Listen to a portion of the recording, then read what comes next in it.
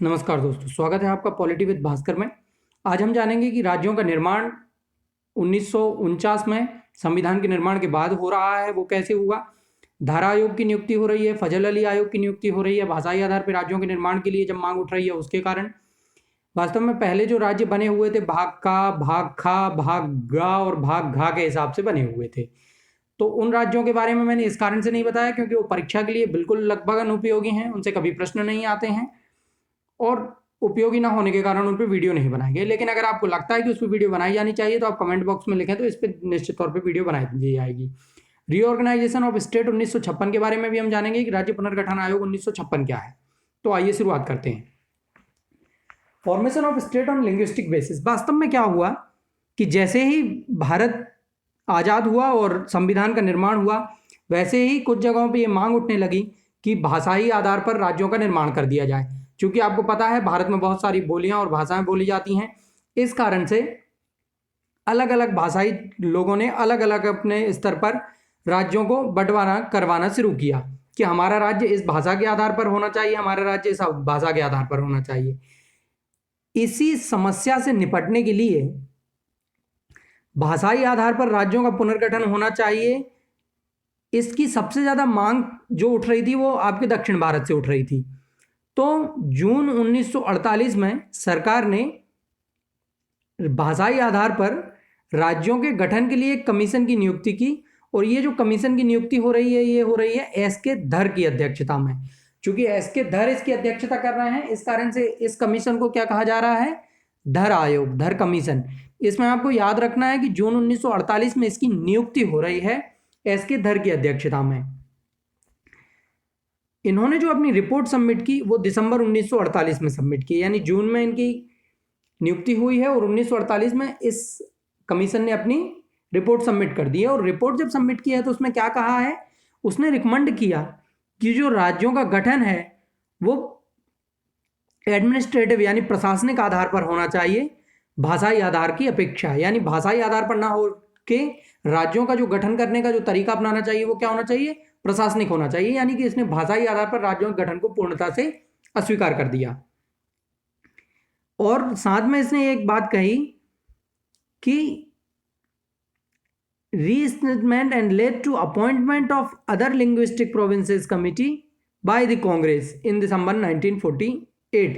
यानी कि जैसे ही इस आयोग ने यह बात कही तो कांग्रेस ने इस पे एक दूसरी कमेटी गठित करने की बात सोची।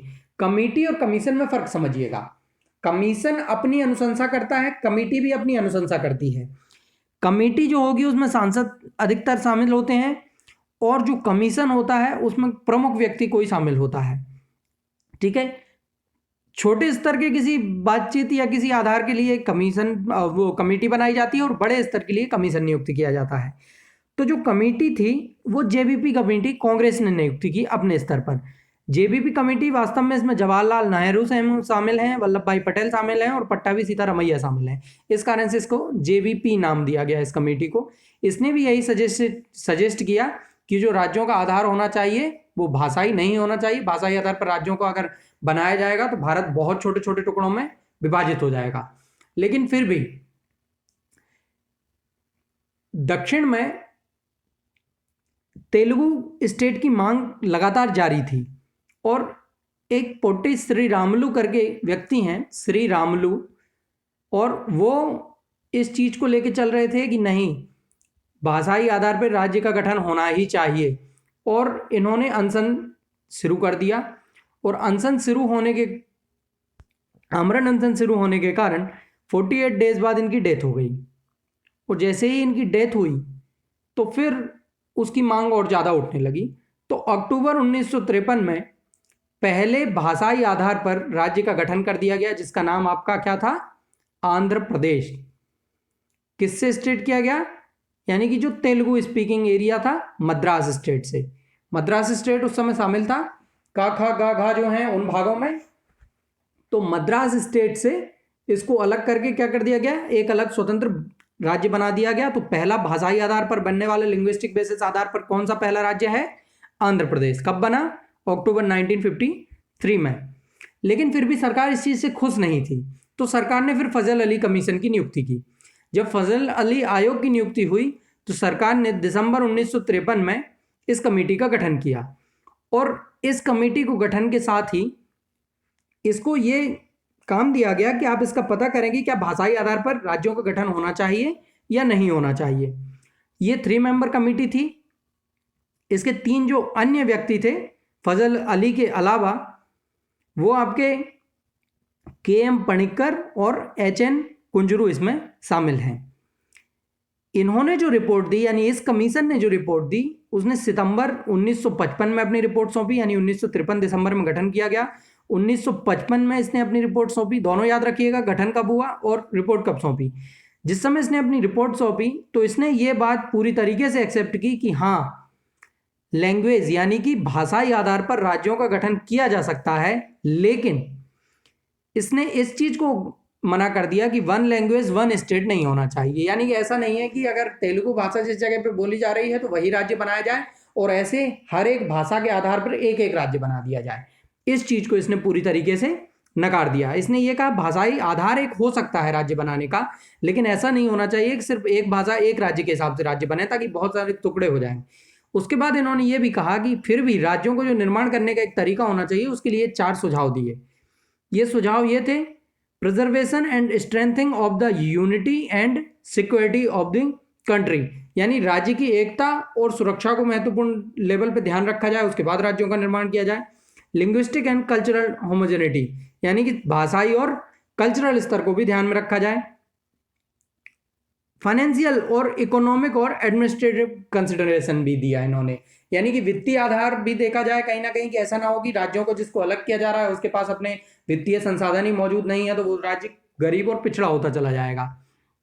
और अंत में इन्होंने कहा planning and promotion of the welfare of the people in each state as well as of the nation as whole, यानी पूरे राज्य में और पूरे देश में एक साथ लोगों के कल्याण के लिए ही अगर जरूरत पड़ती है तो इस तरीके की प्लानिंग बनाई जाए, और राज्यों को अलग अलग करना है तो उसके लिए इस तरीके का एक आधार हो सकता है। तो कुल मिला के इस फजल अली आयोग ने यह बात तो तय कर दी कि ठीक है, भाषाई आधार पर राज्यों का निर्माण किया जा सकता है। कमीशन ने सजेस्ट किया कि जो 4-फोल्ड क्लासिफिकेशन है, यानी कि जो का खा गा घा में जो राज्यों को बांटा गया था उसको समाप्त कर दिया जाए और 16 राज्य तथा 3 सेंट्रली एडमिनिस्ट्रेटेड टेरिटरी, यानी जिन्हें केंद्र शासित प्रदेश कहा गया है, तो 3 केंद्र शासित प्रदेश बना दिए जाएं और 16 राज्य बना दिए जाएं। 1956 में जब राज्यों का गठन हुआ भारत में, तो सरकार ने क्या किया कि इस कमीशन ने, फजल अली कमीशन ने अपनी अनुशंसा की थी कि 16 राज्य और 3 केंद्र शासित प्रदेश बना दिए जाएं। उसको कुछ सजेशन के साथ मान लिया गया, कुछ उसमें मॉडिफिकेशन कर दिया गया। और उसमें मॉडिफिकेशन के साथ क्या किया गया, एक रीऑर्गेनाइजेशन एक्ट लाया गया 1956, यानी कि राज्यों का पुनर्गठन आयोग अधिनियम लाया गया। और ये लाया गया 7th कॉन्स्टिट्यूशनल अमेंडमेंट एक्ट 1956, यानी 7वां संविधान संशोधन 1956। ये ध्यान रखिएगा, 7वां संविधान संशोधन कब हो रहा है, 1956 में हो रहा है। 7वें संविधान संशोधन द्वारा क्या हो रहा है, राज्यों का पुनर्गठन हो रहा है। राज्यों का पुनर्गठन कब हो रहा है, 1956 में हो रहा है। तो 3-4 क्वेश्चन यहां से आपके बनेंगे। As a result 14 states and 6 union territories were created on November 1, 1956। और इसका मतलब अर्थ क्या हुआ बाद में जाके कि 14 राज्य बना दिए गए और 6 केंद्र शासित प्रदेश का निर्माण कर दिया गया। केंद्र शासित प्रदेश किन्हें बनाया गया, मुख्य रूप से ऐसे राज्य जो कि बहुत छोटे आकार में भी नहीं थे और बहुत बड़े आकार में भी नहीं थे। इतने बड़े आकार में नहीं थे कि इन्हें स्वतंत्र रूप से राज्य बना दिया जाए, इतने छोटे आकार में नहीं थे कि इन्हें किसी दूसरे में शामिल कर दिया जाए। इनकी अपनी विशेष भाषा, बोली और खासकर इनका क्षेत्रीयता इस तरीके की थी कि इन्हें दूसरे में शामिल किया जा सकना संभव नहीं था। इस कारण से इन्हें केंद्र शासित प्रदेश बना दिया गया और राज्यों को अलग कर दिया गया। इस आधार पर 1956 के राज्य पुनर्गठन आयोग की नियुक्ति हुई। तो अब आपको 2 चीजें देखनी है, धर कमीशन और फजल अली कमीशन। धर कमीशन की नियुक्ति आपकी कब हो रही है वो आपको ध्यान रखना है।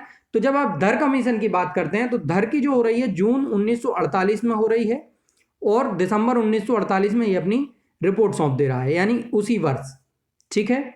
और अगर आप बात करते हैं फजल अली आयोग कमीशन की, तो फजल अली आयोग कमीशन की आपकी दिसंबर 1953 में नियुक्ति हो रही है और ये रिपोर्ट अपनी कब सौंप रहा है, 19 1955 में। इसमें 3 सदस्य हैं आपके, कौन कौन है? KM पणिकर हैं और HN कुंजरू हैं और फजल अली हैं। ठीक है, ध्यान देना है, धर कमीशन ने भाषाई आधार पर राज्यों के गठन की स्वीकृति को मना कर दिया और कहा कि प्रशासनिक आधार यानी एडमिनिस्ट्रेटिव लेवल होना चाहिए राज्यों के पुनर्गठन का। फजल अली कमीशन ने क्या कहा? भाषाई आधार पर हो सकता है लेकिन एक भाषा एक राज्य का निर्माण ना किया जाए, और 4 अन्य प्रस्ताव भी इन्होंने दिए। इन्हीं के आधार पर 1956 का राज्य पुनर्गठन आयोग लाया गया, जो कि कौन से संविधान संशोधन द्वारा था? 7वें संविधान संशोधन, 7th कॉन्स्टिट्यूशनल अमेंडमेंट के द्वारा ये किया गया। लाइक करें, शेयर करें एंड सब्सक्राइब करें, वीडियो को लगातार देखते रहें। ये वीडियो अगर आपको समझ में ना आई हो तो इसको पुनः देखें, और अगर किसी भी तरीके की कोई भी समस्याएं हैं तो आप नीचे कमेंट बॉक्स में कमेंट कर सकते हैं। कोई प्रश्न पूछना चाहते हैं तो वो पूछ सकते हैं, और किसी टॉपिक पे अगर आप चाहते हैं तो वो वीडियो भी आप उसके लिए अनुशंसा नीचे कर सकते हैं। Thank you so much.